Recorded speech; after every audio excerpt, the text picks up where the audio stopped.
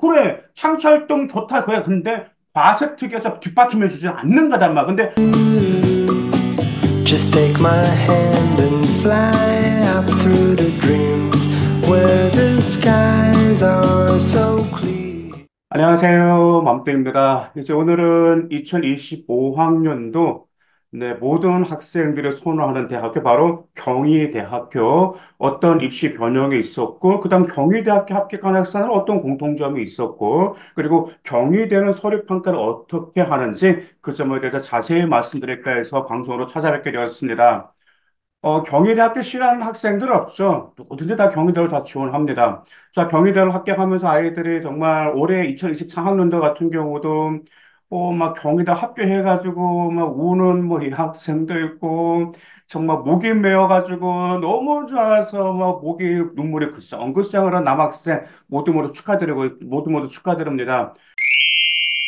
자, 먼저 우리 경희대학교 같은 경우는요, 여러분들이, 물론 내신도 중요하긴 중요한데요. 일단 서류평가 어떻게 하는지 좀 잘 보셔야 돼요. 자, 그 점이 무엇인지 말씀드리겠습니다. 먼저, 자, 경희대학교 대표적으로 학생부 교과 직위원이 있죠. 그 577명을 선발하는데, 학생부 교과와 학생부 종합의 인재 예산은 틀리다라는 점을 여러분은 알고 있을 겁니다.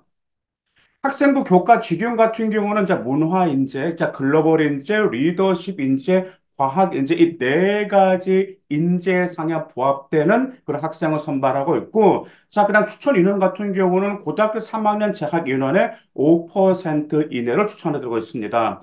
그다음 당연히 교과니까 교과니까 수능 최저가 있겠죠. 자 수능 최저 같은 경우 인문 자열은 2합 5, 한국사 5등급 이내고 그다음 의예과 한의학과, 뭐 치의학과, 약학과는 자 3합 4등급 이내, 한국사 5등급 이내입니다.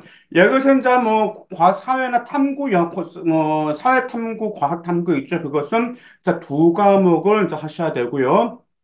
예술체육 역시도 자 사회과학 탐구 두 과목이 있는데 이제 하나에서 3등급 이내이고 한국사 5등급 이내입니다.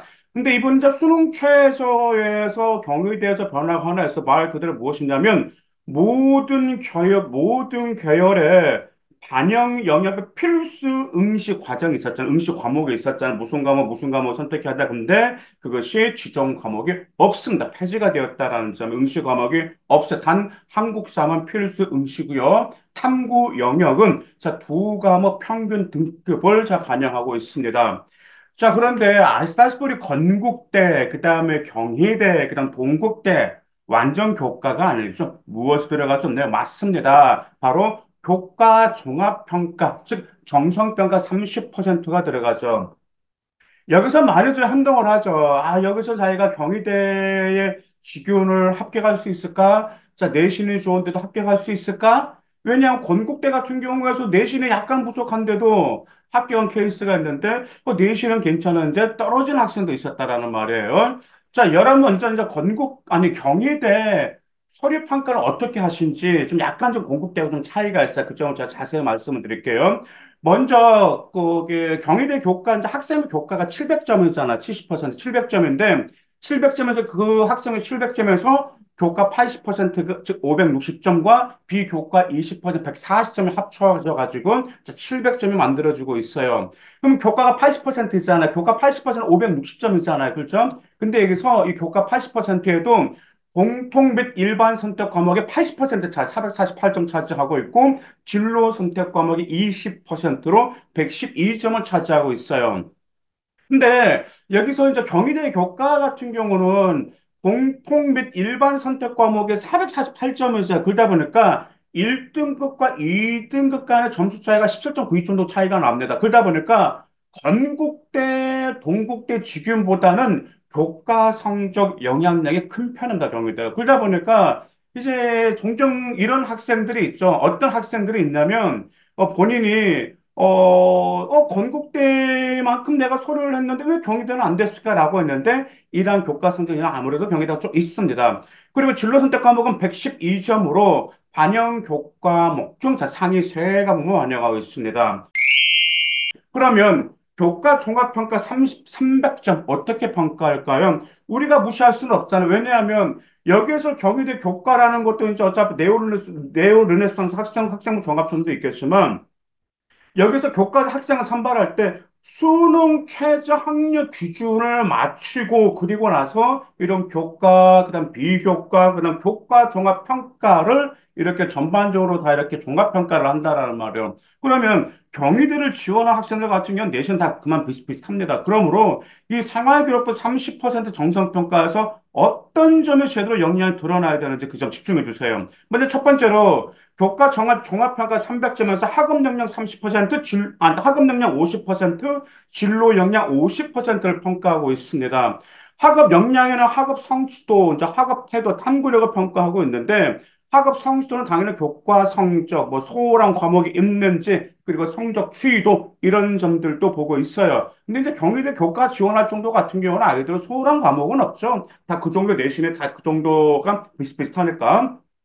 그 다음에 이제 학업 태도를 우리가 좀 여러분 잘 보셔야 되는데, 학업 태도는 물론 그래. 뭐 수업에 적극적인 참여, 뭐 수업의 발표라든지 선생님에게 적극적으로 막 눈을 맞으면 집중하는 거, 이것도 당연히, 학업 태도에 들어가는데요. 진짜 건국대하고 경희대 같은 경우는 학업 태도가 틀려요. 학업 태도가 말 그대로 뭐냐면, 이 학생의 공부의 목표가 있는지, 본인의 목표 의식이 있는지, 성취 동기가 있는지, 그런 점들의 생활기록부가 나와야 되고, 제일 중요한 거 바로 자기주도적인 노력, 이 점이 학업 태도에서 매우 크게 좌지우지하고 있다라는 말이야. 근데 우리 학생들 같은 경우가 학업 태도를 단지 수업 중에 있는 태도로만 보는 경우가 있는데 그게 아니고 자기주도적인 노력을 하는 그런 학업 태도가 생활기록부가 나오면 당연히 적극적인 수업 참여가 나올 수밖에 없습니다. 그러다 보니까 우리가 일단 중경예신 아이라든지 권동설 아니라 그 모든 대학교에서 이 자기주도적인 노력이 학업 태도도 굉장히 좀 이렇게 그 중요한 걸 차지하고 있기 때문에 그 점 점검하시기 바라겠습니다. 그 다음 이제 탐구력을 이제 학업 그 역량에서 평가하고 있는데 탐구력 같은 경우가 일단 지식을 확장하려고 노력했는지, 일단 지적 관심과 흥미가 있는지, 그다음 제일 중요한 거 탐구 활동에 구체적인 성과가 있는지 없는지입니다.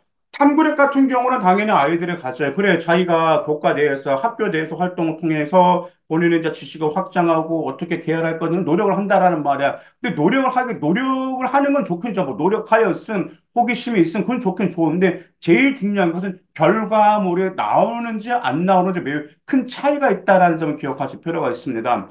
올해요. 경희대 3점대 중반으로 합격한 남학생이 있습니다. 2024학년도에. 근데 그 남학생 같은 경우는 생활기록부가 항상 뭐 호기심을 가졌음이 고1 때는 나왔지만 고등학교 3학년 때, 고등학교 2학년 때 그때는 뭘 그러냐면 결과물에 서서히 나왔어, 본인은. 그 학생 생활기록부를 보면, 와, 정말 이 학생은 본인의 그 생활기록부를 보면은 목표 의식도 있고 왜 본인의 꿈이 분명히 나왔어요. 근데 그 꿈을 위해서 본인이 그게 밟아야 될 그 단계를 차근차근 밟아 나가는 그 과정 속에서 아이가 성장을 하고 있고 그다음 결과물에 나와서 3점대 중반으로도 3점대 중후반으로도 경희대를 합격한 학생이 있었습니다. 그러다 보니까 여러분들의 생활기록부에서 단지 진로 역량이 아니고 학업 역량에 있어서 여러분들 탐구력을 확장하기 위해서 제발 좀 주먹구구식으로 하지 말고 좀 개인성 있게 좀 발전해 나가는 좀 여러분들이 좀 이렇게 이제 2학년 올라간다고 2학년의 어떤 목표 좀 1년간의 그 계획 뭐 3학년 올라간다면 3년간의 계획,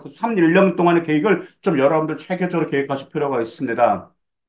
일단 진로 역량 50%인데 이제 50% 당연히 진로 역량이기 때문에 전공 관련 교과 이수 노력이 있는지 전공 관련 교과 성취도를 평가를 하고 있습니다. 그러니까 전공 관련 교과 있으니까 전공 선택 과목이라든지 그다음 이수한 과목이라든지 그다음 또 이 점 분명히 필요합니다. 본인의 전공에서 필요한 과목을 들기 위해서 어떤 추가적인 노력했네. 뭐 공동교육 과정이라든지 소인수 과목이라든지 그런 거 있잖아. 그래서 그런 과목을 들으면서 여러분 추가적인 노력을 했는지 이런 점은 반드시 나올 필요가. 근데 여러분들 얼마든지 찾으려면은요. 공동교육 과정에서 여러분들 진로에 도움되는 과목 개설되어 있어. 그럼 충격적으로 듣고 그걸 좀 이렇게 거기서도 보통 아이들 실험을 하잖아요. 그럼 어떻게 나와요? 그게 이제 개인별 세부적 특기 사항이라고 하죠. 개인별 이제 개세특기라고 하죠. 이제 개인별 세부적 특기 사항 개세특기에 그게 나온단 말이에요. 본인이 노력하 추가적인 노력해서 어떤 과목을 들어가서 무슨 실험을 하고 무슨 실험을 해서 그 실험 같은 경우는 뭔 조사하는 까지 다 그렇게 나온다. 그러면서 뭐가 나오는 거 그 과정 속에서 여러분의 역량의 한 층도 성장했다라는 점도 보여줄 수 있기 때문에 그렇습니다. 자, 그 다음에 이제 전공 관련 교과 성수도 같은 경우는 이제 등급이라든지 원점수라든지 어떤 뭐 표준 편차, 수강자 수 모두 고려하고 있어요. 그러다 보니까 그러한 점들 같은 경우도 여러분들이 전공 관련 교과내 일반 선택 과목 대비 진로 선택 과목 그것을 성취 수준을 맞추실 필요가 있습니다. 근데 이제 여기서 약간 좀 차이가 있습니다. 일단 진로 역량에서 진로 탐색 활동과 경험은 빠졌어요. 거기 이제 빠졌는데 이제 학업 역량에서 지금 뭐가 있죠? 경희대는 탐구력을 반영하고 있는데 아니 경희대는 탐구력을 반영하는데 건국대는 탐구력이 빠졌습니다. 그러다 보니까 우리가 이제 건국대에서도 서류 평가가 들어가고 경희대에서도 서류 평가가 들어가는데 거기에서 이제 어떤 점들이 있냐면 여러분들이 거기 뭐가 있냐면 약간 좀 미세한 차이가 있다라는 점, 그런 점 조금 좀 기억하실 필요가 있습니다. 무슨 말씀인지 가지고 탐구력에서도 약간 미세한 차이가 있다라는 점이죠. 자, 그 다음에 이제 교과 종합평가에서 보면은 일반적으로 종합평가에서 역전이 약 35% 정도가 돼요. 대략 35% 정도가 되기 때문에 여러분들의 생기부를 잘 갖추실 필요가 있습니다. 학생부 종합, 그다음 네오 르네상스 전형은 이제 1081명을 모집을 하고 있고요. 그다음 지원 자격, 인재상이 아까 틀리다라고 그랬었죠. 그래서 학생부 종합 네오 르네상스는 문화인, 세계인, 창조인 세 가지에 부합되는 인재를 선발하고 있고요. 최저 학력 기준은 없습니다. 자, 그런데 이제 여기서 한 가지가 있죠. 바로 면접이 330%, 300점을 들어가는데, 자, 그 점이 어떻게 되는지 조금 더 말씀을 드릴게요. 자, 그러면 네오르네상스 전형 서류 평가는 어떻게 할까요? 먼저, 금방 제가 학생부 교과 직윤 같은 경우에는 그게 학업 역량과 진로 역량 평가를 해서 그건 똑같이 평가하고 있습니다. 근데 이제 좀 그게 퍼센테이지가 달라요. 학생부 종합 네오 르네상스 전형 같은 경우는 학업 역량 30%, 진로 역량 무려 50%, 공동체 역량 20%를 평가하고 있어요. 근데 학업 역량과 진로 역량은 직윤과 똑같은데 다만 학종은 진로 역량 요소에 진로 탐색 활동과 경험을 평가하고 있어요. 건국대하고 경희대 같은 경우는 건국대하고 경희대 같은 경우는 그게 교과 전형에서 진로 역량에서 진로 탐색 활동과 경험은 평가하지 않지만 학종에서 평가하고 있는데 진로 탐색 활동과 경험은 바로 이 점이 중요합니다. 전공과 관련된 과세도 교과 활동과 창체 활동에서 전공 관련 관심을 가지고 탐색한 경험이 반드시 나올 필요가 있습니다. 제가 항상 말씀드렸었죠. 즉, 전공과 관련된 과세특과, 그 다음에 창조 활동에서 뭐가 있어야 되냐면 연계성이 있어야 된다는 그 점을 제가 전에도 방송으로 여러 번 말씀드렸어요. 아시다시피 저희 맘띵 같은 는 거의 과세특 주제 방송에 대부분 많은 편입니다. 근데 과세특 주제 방송 할 때마다 제가 항상 하는 말씀이 있죠.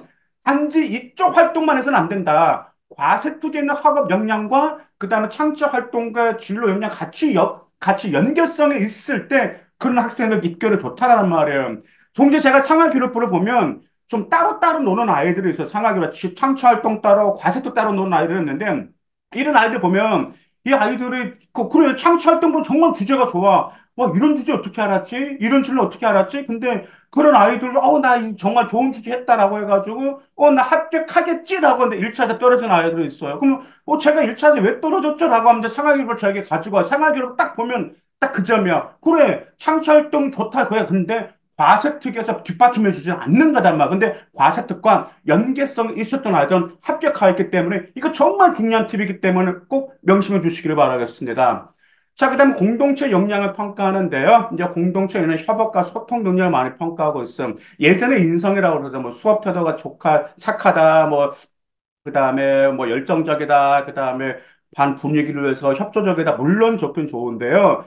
공동체 역량의 가장 중요한 건 협업과 소통 능력입니다. 즉, 잘 들으셔야 돼요. 개인적으로 뭘 했다가 중요한 게 아니고요. 단체 활동에서 서로 돕고 함께 행동하는 모습이라든지 협력을 통해서 과제를 완성한 경험과 지식 공유가 굉장히 중요하다라는 말입니다. 무슨 말씀 이해가시죠? 자, 그다음 나눔과 배려가 성실성 당연히 나올 수밖에 없어요. 규칙 준수라든 리더십이. 자, 그럼 요약을 하면 뭘까요? 학업 역량은 대학교 입학하고 나서 수학 능력이 있는지 평가하는 거고, 진로 역량은 과목이 수, 진로 탐색 활동과 경험, 즉, 과정을 중요하게 평가합니다. 즉, 과정에서 여러분들의 성장해야 된다는 걸 기억하실 필요가 있습니다. 자, 그다음 면접은 서류 기반 면접으로 인성 50, 전공 적합성 50%인데 아마 2024학년도는 인성 위주로 많이 물어봤어요. 생기부가 아니고. 그러다 보니까 인성과 그다음에 서류 기반인 것도 여러분들 잘 준비하실 필요가 특히 전공 과세특 잘 준비하실 필요가 있습니다. 자, 그리고 면접 역전율은 약 30% 정도가 되고 있고요. 그 다음에 뭐 경희대 아시다시피 면접으로는 뒤집은 학생들을 2024학년도 있었습니다. 2024학년도 같은 경우가 이런 학생들이 많아서 건국대는 떨어졌는데 경희대가 붙은 학생들이 의외로 좀 있어서 자기 건국대는 떨어진 경희대 최초 학생들이 있어서 근데 제가 3개월을 보니까 미세한 차이가 있었는데 그 차이가 무엇이냐면 건국대와 경희대 학종 인재상에 부합이 되는 게 굉장히 중요했어요. 그다음 건국대 학종 인재상과 경희대 학종 인재상 틀리다라는 말이야. 그러다 보니까 유의미산 차이에서 건국대는 떨어졌는데 경희대 합격한 케이스가 있습니다. 경희대 모든 학생들이 선호하는 대학교입니다. 그러다 보니까 그만큼 여러분들의 활동이라든지 계획이라든지 생활기록부 주목 구구구시를 하지 마시고 지금부터 잘 준비해서 2025학년도 경희대 꼭 합격하시길 바랍니다. 감사합니다.